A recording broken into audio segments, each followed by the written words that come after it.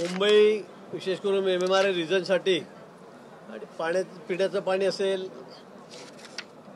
उद्योगासाठी पाणी असेल, बांधकामासाठी पाणी असेल, त्यासाठी हा प्रश्न अतिशय महत्त्वाचा झालेला आहे.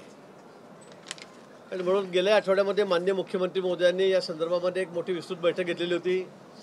आणि आज तात्काळ या संदर्भामध्ये देहरजी जो प्रकल्प आहे, विक्रमगड तालुका आहे, पालघर जिल्ह्यामधला हा प्रकल्प आहे. 3.5 TMC पाणी साठा असलेला हा प्रकल्प आहे. आणि गेल्या अनेक दिवसापासून तो रखडलेला होता. आणि वसई विरार या भागासाठी, ठाण्यासाठी, पिण्याच्या पाण्यासाठी अतिशय महत्त्वाचा असा प्रकल्प होता. आज त्याची सुधारित प्रशासकीय मान्यता 2,599 रुपयाची सुधारित प्रशासकीय मान्यता त्याला या ठिकाणी देण्यात आलेली आहे. आणि आम्ही हा प्रकल्प फार झालं तर 1.25 ते 1.5 वर्षामध्ये आता पूर्ण करणार आहोत. बऱ्याच वर्षांपासून हा प्रकल्प रखडलेला होता आणि तो प्रकल्प आता आम्ही पूर्ण करून वसई विरार ठाणेकरांना पाणी देणार आहोत. याच्यामध्ये मुळात आहे की जवळपास 1100 कोटी रुपयांनी जे आहे ते सगळं वाढलेलं आहे. याच्यावरती कोणी दोषी किंवा काय याच्यावर कारवाई होणार आहे का? त्यात कुठलाही दोष नाही. लँड एक्विजिशन याच्यात सगळ्यात मोठा प्रश्न झाला तो लँड एक्विजिशनचा आहे, भूसंपादनाचा आहे. त्यात मोठी वाढ झालेली आहे.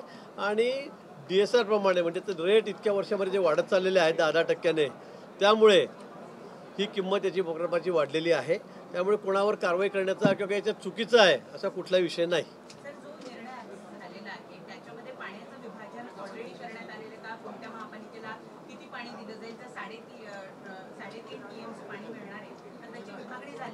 त्याची विभागणी झालेली आहे. वसई विरारसाठी मुख्यत्वे हा प्रकल्प आहे आणि काही शिल्लक पाणी आहे ते ठाण्यासाठी हे देण्याचं यासाठी ठरलेलं आहे.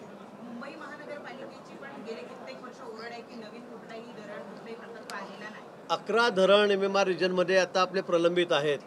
सूर्यासारखं असेल, काळूसारखं असेल, म्हणजे ते तर जवळपास दोन्ही मिळून 17-18 TMCचे धरण आहेत.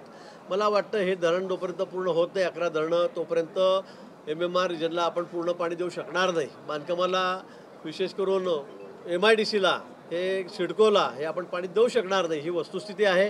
आणि म्हणून माननीय मुख्यमंत्री महोदयांनी देवेंद्रजी या संदर्भामध्ये तात्काळ विस्तृत बैठक घेतलेली आहे. यातल्या ज्या अडचणी होत्या गेल्या अनेक वर्षापासून हे प्रकल्प प्रलंबित आहेत. काहींना 15 वर्ष झाले, कोणाला 20 झाले, कोणाला 30 वर्ष झाले, काही 35-40 वर्षापासून प्रकल्प प्रलंबित आहेत. आणि म्हणून याच्यातल्या ज्या अडचणी होत्या त्या सगळ्या आता आम्ही दूर करत आहोत. आणि हे सगळे प्रकल्प पूर्ण करून मुंबईसाठी MMR रिजनसाठी आम्ही पूर्ण पाणी देणार आहोत. आपत्ती व्यवस्थापन प्राधिकरणात बदल केलेला आहे, काय नेमका हा बदल आहे? हे आपत्ती व्यवस्थापनामध्ये त्याच्यामध्ये जे प्रतिनिधी आहेत ती संख्या 10 पर्यंत मर्यादित आहे. आणि त्यामध्ये मग आता मुख्यमंत्री आणि 2 उपमुख्यमंत्री यांचा समावेश त्यामध्ये करण्यात आलेला आहे. पूर्वी एकच मुख्यमंत्री होते, आता आपल्याकडे 2 उपमुख्यमंत्री आहेत. आणि म्हणून माननीय शिंदेसाहेब आणि माननीय दादा यांचा समावेश त्यामध्ये करण्यात आलेला आहे. फडणवीस साहेबांनी राज ठाकरेंची भेट घेतली, त्याआधी ठाकरेंविषयी सॉफ्ट शब्दांमध्ये भाष्य केलं. आज एकनाथ शिंदे शरद पवारांच्या हस्ते पुरस्कार स्वीकारत आहे. विरोधकांशी एवढं मिळतं जुळतं इतकं प्रेम या कुठेतरी चर्चेचा विषय. मागे सांगितलं की आपल्याकडे काही साऊथसारखी परिस्थिती नाही आहे की एकमेकाच्या जीवावर उठायचं, कोणाकडे बघायचं नाही, समोर आलं तर मारामाऱ्याच करायची, अशी आपल्याकडे परिस्थिती नाही. महाराष्ट्राची संस्कृती वेगळी आहे. विरोधी पक्ष जरी असले तरी पण आपण एकमेकाशी बोलतो, एकमेकाच्या कार्यक्रमाला जातो. त्यामुळे मला वाटतं यात काही नवीन काही आहे अशातला कुठलाही भाग नाही. हे वर्षानुवर्षे आमची ही परंपराच आहे. सोयाबीन खरेदीमध्ये आधी 90 दिवस खरेदी केल्यानंतर 24 दिवसांची केंद्राने मुदतवाढ दिली होती. आता नव्याने मुदतवाढ मिळाली नाहीये. त्यामुळे समस्या अशी झाली की भाव जे आहेत ते 600 रुपयांनी तब्बल घसरलेले आहे. काही ठिकाणी तर 900 रुपयापेक्षा कमी भावाने अमरावतीमध्ये खरेदी होते. सोयाबीनच्या बाबतीमध्ये मला वाटतं यावेळेला विक्रमी खरेदी, म्हणजे आजपर्यंत इतिहासामध्ये कधी एवढी खरेदी झाली नाही तेवढी खरेदी यावेळेला आपण सोयाबीनची या ठिकाणी केलेली आहे. मुदतही वाढून दिलेली होती. निश्चित अजूनही काही शेतकऱ्यांकडे माल शिल्लक आहे, ही वस्तुस्थिती आहे. त्या संदर्भामध्ये मुख्यमंत्री महोदयांना आम्ही विनंती केलेली आहे आणि केंद्र सरकारकडे आपण विनंती करतोय की या संदर्भामध्ये मुदत वाढून द्यावी.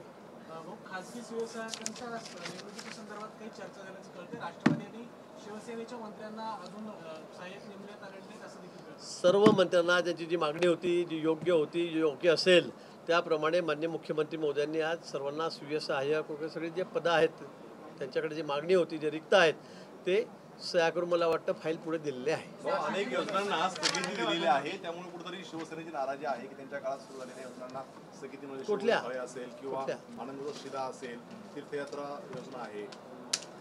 या संदर्भामध्ये मला वाटतं मुख्यमंत्री महोदय उपमुख्यमंत्री महोदय या ठिकाणी बोलत आहेत, चर्चा करतायत. मला वाटतं योग्य निर्णय त्यानंतर होईल. नाही, पण भाऊ, ते अशी योजना बंद करायचं खरंच चाललंय का? अजिबात नाही, मला तर कुठे आठवत नाही. पण तुम्ही म्हणतायत की अशा योजना बंद झाल्यात म्हणून, मला या बाबतीमध्ये कुठली माहिती नाही. विजय वडेट्टीवार जे माजी विरोधी पक्ष नेते आहेत त्यांचं म्हणणं आहे की अशा प्रकारच्या योजना बंद केल्या जात आहेत. कितपत तथ्य आहे? वडेट्टीवारांना काही वेगळी माहिती असेल तर मला माहीत नाही. पण आता मी तर मंत्री आहे या सरकारमध्ये, माझ्यापर्यंत अशी कुठली माहिती नाही. मला वाटतं काहीतरी फेक नरेटिव्ह सेट करायचा, काहीतरी चुकीच्या बातम्या पसरायच्या, हे विरोधकांचं कामच आहे. गंभीर आरोप करतात सरकारवरती. नाही, वाद संपलेला नाहीये. अजित पवारांनी आज सकाळी जी डीपीडीसी बैठक घेतली त्याला शिंदे यांचे मंत्री किंवा त्यांचे आमदार उपस्थित नव्हते, त्यामुळे त्यांच्या कुठल्या डीपीडीसीचे? कुठल्या? रायगड वार्षिक बैठकीला सुद्धा फक्त नाशिक मधल्याच मंत्र्यांना बोलवलंय असं समजतं. रायगडला नाशिकचे मंत्री बोलवले? नाही, नाशिकची डीपीडीसी आता 3.5 त्या बैठकीला फक्त नाशिक मधलेच मंत्री आहेत, लोकप्रतिनिधी नाही अशी माहिती उपलब्ध होती. नाही, मला माहिती, पण मला त्यांनी बोलवलेलं तर मी तिकडेच चालवलं, नाही तर मीटिंग संपवून जाईल. धन्यवाद.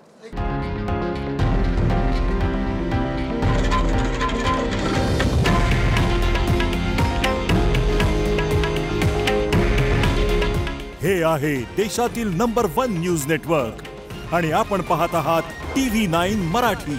काळजी तुमची, हित महाराष्ट्राचं.